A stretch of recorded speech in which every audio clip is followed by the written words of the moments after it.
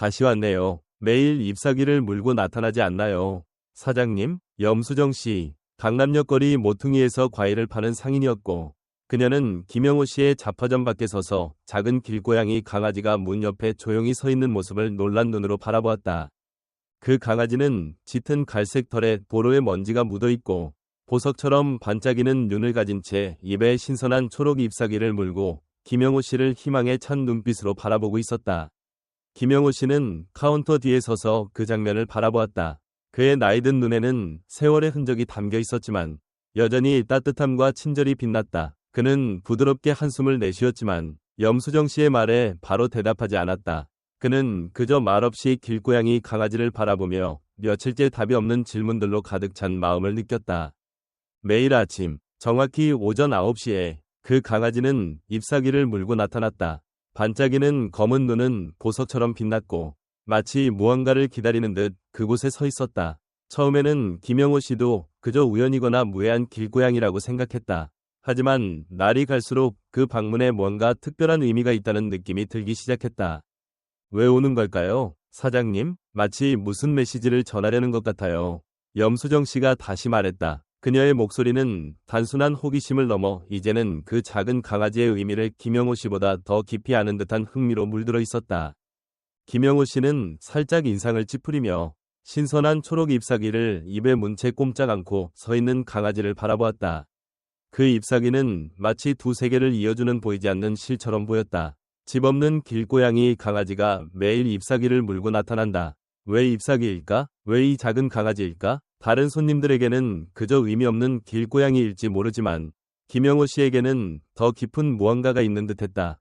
그러던 어느 아침 그 질문들이 가장 무르익렸을 때 김영호 씨는 더 이상 강아지를 쫓아내지 않기로 했다. 이번에는 허리를 숙여 강아지의 입에서 잎사귀를 받아들고 그 반짝이는 눈을 들여다보았다. 그 짧은 순간 그는 이 강아지가 작은 잎사귀와 함께 그가 이전에는 이해하지 못했던 교훈을 가져왔음을 깨달았다.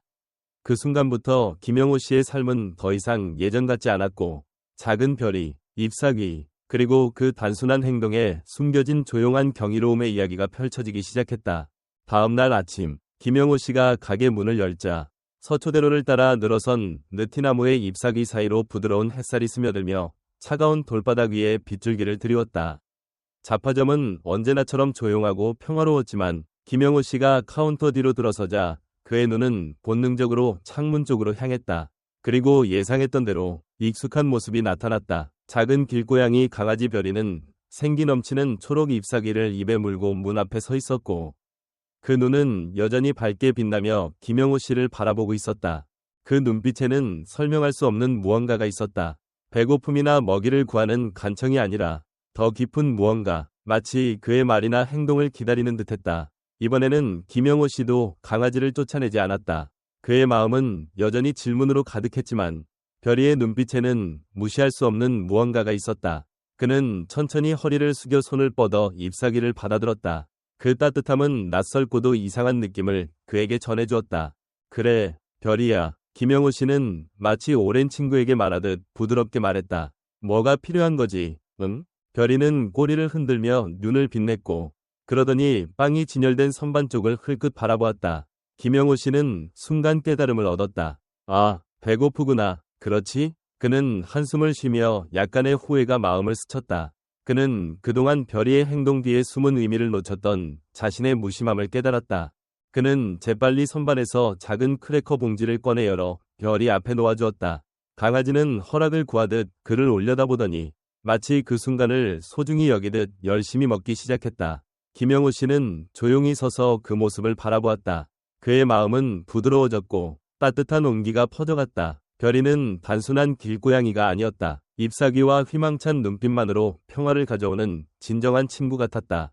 그날부터 김영호 씨와 별이의 관계는 달라졌다. 매일 아침, 별이는 잎사귀를 물고 희망에 찬 눈빛으로 나타났고 김영호 씨는 미소와 함께 준비한 약간의 음식, 때로는 소시지 몇 조각, 때로는 아침에 남은 음식 조각을 내주었다.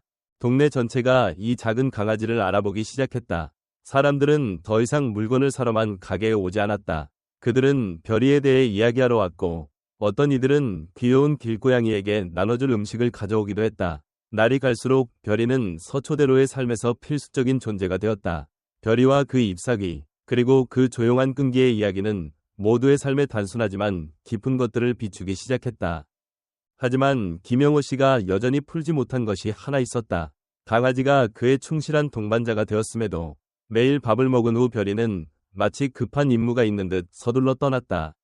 더 이상 음식을 구걸하지 않고 무언가를 기다리는 듯 재빨리 달아났다.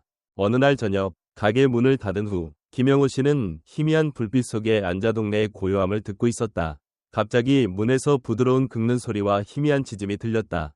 그는 서둘러 밖으로 나갔고 마치 필연처럼 거기에 별이가 있었다. 하지만 이번에는 잎사귀가 없었다. 그 눈빛은 더 이상 희망으로 가득하지 않고 무언가 심각한 일이 일어난 듯 다급하고 절박했다. 무슨 일이야, 별이야? 김영호 씨는 걱정이 섞인 목소리로 물었다.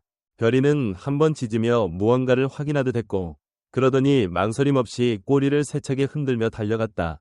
김영호 씨는 가게 문을 잠그고 뒤를 따랐다. 별이는 강남의 좁은 골목길을 지나 어둠에 쌓인 오래된 벽돌집들을 스쳐갔다. 밤이 깊었지만 김영호 씨의 휴대폰 불빛이 길을 밝혔다. 그들은 방배동의 오래되고 황폐한 집 앞에 도착했다. 그 집은 수년간 버려진 듯 보였다. 별이는 벽의 작은 틈으로 미끄러지듯 들어가 그림자 속으로 사라졌다. 김영호 씨는 잠시 후에야 안으로 들어갈 길을 찾았다. 그의 휴대폰 불빛이 어두운 집 안구석을 비추자 별이가 3마리의 조그만 강아지들 옆에 서 있는 모습이 보였다. 그들은 너무 말라서 작은 갈비뼈가 연약한 피부 밖으로 드러나 있었다. 별이는 그들을 위로하듯 부드럽게 하나씩 핥아주었다. 김영호 씨는 목이 메어 목소리가 나오지 않았다. 그래서 매일 서둘러 떠났던 거구나. 별이야? 별이는 그를 바라보았다. 그 눈에는 회복력과 감사함이 가득했고 마치 이제 이해했지 라고 말하는 듯했다.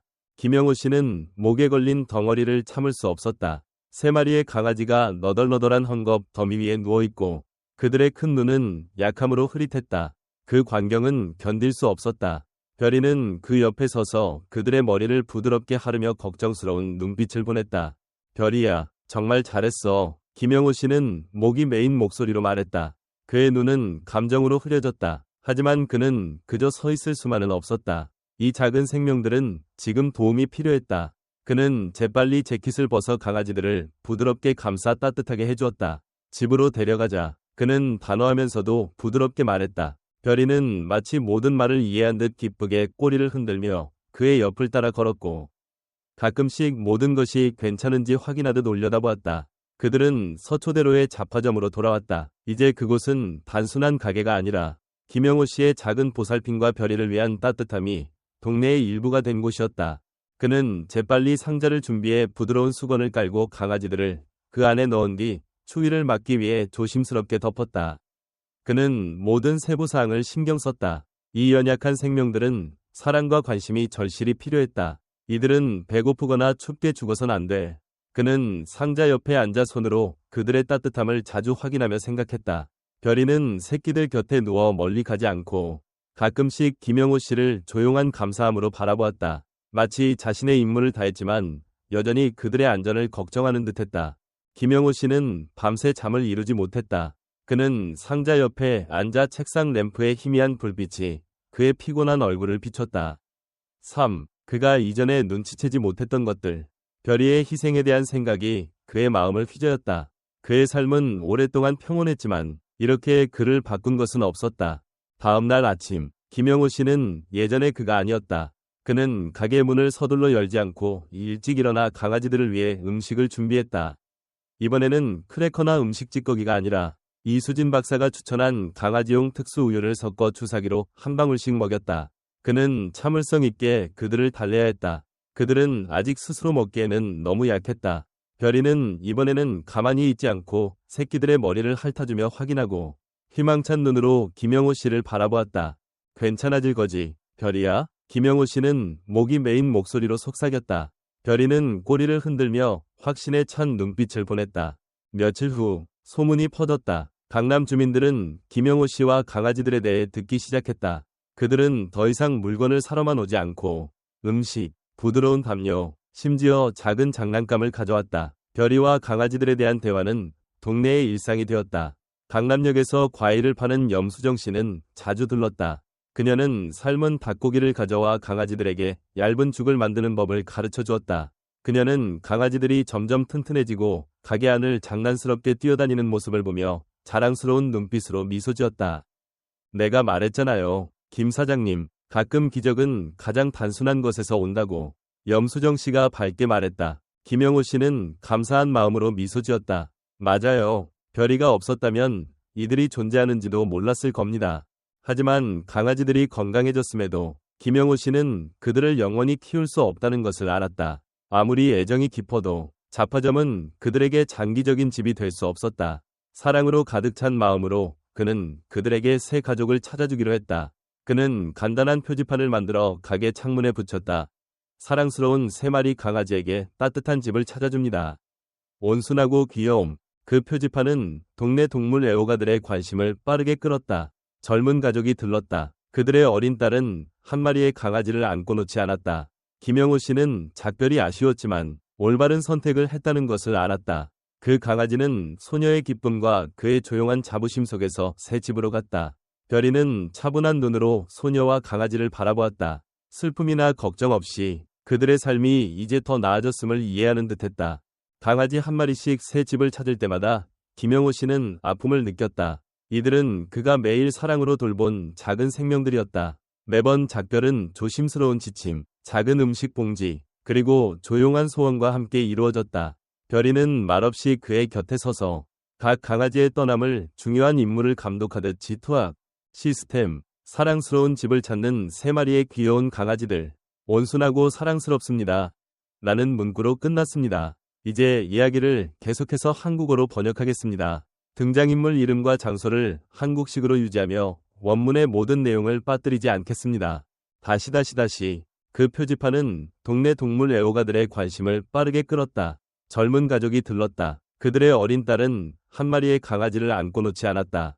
김영호 씨는 작별이 아쉬웠지만 올바른 선택을 했다는 것을 알았다. 그 강아지는 소녀의 기쁨과 그의 조용한 자부심 속에서 새 집으로 갔다. 별이는 차분한 눈으로 소녀와 강아지를 바라보았다. 슬픔이나 걱정 없이 그들의 삶이 이제 더 나아졌음을 이해하는 듯했다. 강아지 한 마리씩 새 집을 찾을 때마다 김영호 씨는 아픔을 느꼈다. 이들은 그가 매일 사랑으로 돌본 작은 생명들이었다. 매번 작별은 조심스러운 지침, 작은 음식 봉지, 그리고 조용한 소원과 함께 이루어졌다. 별이는 말없이 그의 곁에 서서 각 강아지의 떠남을 중요한 임무를 감독하듯 지켜보았다. 별이는 아픔이 있더라도 그들에게 집을 찾아주는 것이 옳다는 것을 알았다. 마지막 강아지가 입양되었을 때 별이는 더 이상 서둘러 떠나지 않았다. 별이는 돌아서서 김영호 씨 곁에 누웠고 그 눈에는 걱정이나 조급함이 없었다. 임무가 완수된 것이다. 김영호 씨는 별이의 부드러운 털을 쓰다듬으며 미소 지었다. 정말 잘했어, 별이야. 그는 부드럽게 말했다. 이제 그들은 더 나은 삶을 살게 됐어. 넌 정말 대단한 친구야. 서초대로 잡화점의 삶은 익숙한 리듬으로 돌아갔다. 하지만 무언가가 깊이 박혀 있었다. 바쁜 일상 속에서도 동네 사람들은 이제 물건을 사러만 오지 않았다. 그들은 별이와 강아지들, 그리고 김영호 씨와 그 길고양이가 촉발한 사랑의 행동들에 대한 이야기를 나누러 왔다. 가게는 더 이상 단순한 상점이 아니었다. 그것은 이야기의 모임 장소, 친절만이 만들어낼 수 있는 연결의 증거였다. 날마다 별이는 익숙한 잎사귀를 물고 와서 김영호 씨에게 따뜻한 인사처럼 건넸다. 말은 할 수 없었지만 그 눈빛은 모든 것을 말했다. 별이는 모든 것을 이해했다. 김영호 씨는 서초의 조용한 거리를 지나가는 사람들을 바라보며 작은 나무 의자에 앉아 자신의 젊은 시절, 이루지 못한 꿈, 누구에게도 말하지 않았던 기억들을 별이에게 나누었다. 김영호 씨는 별이에게 누구에게도 털어놓지 않았던 것들을 이야기했고 별이는 진정한 친구처럼 현명한 눈빛으로 곁에 누워 귀 기울였다. 그들의 이야기는 단순한 순간들 속에서 평화롭게 흘렀다. 하지만 그 이면에는 김영호 씨와 별이뿐 아니라 서초대로의 모든 이들과의 깊은 유대가 있었다. 그들은 모두 그것을 느꼈다. 잎사귀를 물고 다니는 길고양이 덕분에 그들은 사랑, 인내, 그리고 작은 행동이 어떻게 한 공동체를 변화시킬 수 있는지를 배웠다. 어느 늦은 오후, 가게가 문을 닫고 동네가 고요해졌을 때 갑작스럽게 혼란이 일어났다. 고함 소리가 울렸다. 오토바이 한 대가 너무 빠르게 지나가며 굉음이 울렸다. 반포로에서 자동차 정비소를 운영하는 박준혁 씨의 딸 소연이가 인도에서 놀고 있었는데 갑자기 오토바이가 제어를 잃고 휘청이며 조용한 공기를 가르는 브레이크 소리가 울렸다. 하지만 그 찰나 놀라운 일이 일어났다. 별이가 번개처럼 가게에서 튀어나와 바람처럼 빠르게 달렸다. 별이는 소연이의 옷을 이빨로 물고 오토바이가 스쳐 지나가기 직전 재앙이 닥치기 몇 초 전에 그녀를 인도에서 끌어냈다. 별이는 소연이의 생명을 구한 것이다. 동네는 얼어붙었다. 목격자들은 그들의 눈을 믿을 수 없었다. 매일 잎사귀를 물고 다니던 길고양이로만 알려졌던 강아지가 한 아이를 구하며 영웅이 되었다. 아직도 떨고 있던 소연이는 별이를 끌어안고 눈물을 흘렸다. 고마워, 고마워, 별이야. 그녀는 별이를 꼭 안고 놓지 않으려 하며 흐느꼈다. 김영호 씨는 심장이 쿵쾅거리며 달려왔다. 소연아, 괜찮니? 괜찮아요. 별이 덕분에요. 그녀는 목이 메어 말했다. 주변에 모인 사람들은 그 작은 강아지의 용기에 경외감을 느끼며 서 있었다. 별이의 이야기는 김영호 씨만 바꾼 것이 아니었다. 그것은 모두의 마음의 전설이 되었다. 소연이의 아버지 박준혁 씨가 가게로 와서 김영호 씨의 손을 꼭 잡았다. 어떻게 감사해야 할지 모르겠어요. 당신 강아지가 제 딸을 구했어요. 동네 전체가 그 감사함을 느꼈다. 한때 잎사귀를 물고 다니던 길고양이에 불과했던 별이는 이제 용기, 사랑, 희생의 상징이 되었다. 그리고 잡화점 주인 김영호 씨는 더 이상 평범한 사람이 아니었다. 그는 작은 길고양이와 함께 한 동네 전체를 감동시키고 하나로 묶은 이야기를 엮어낸 사람이었다.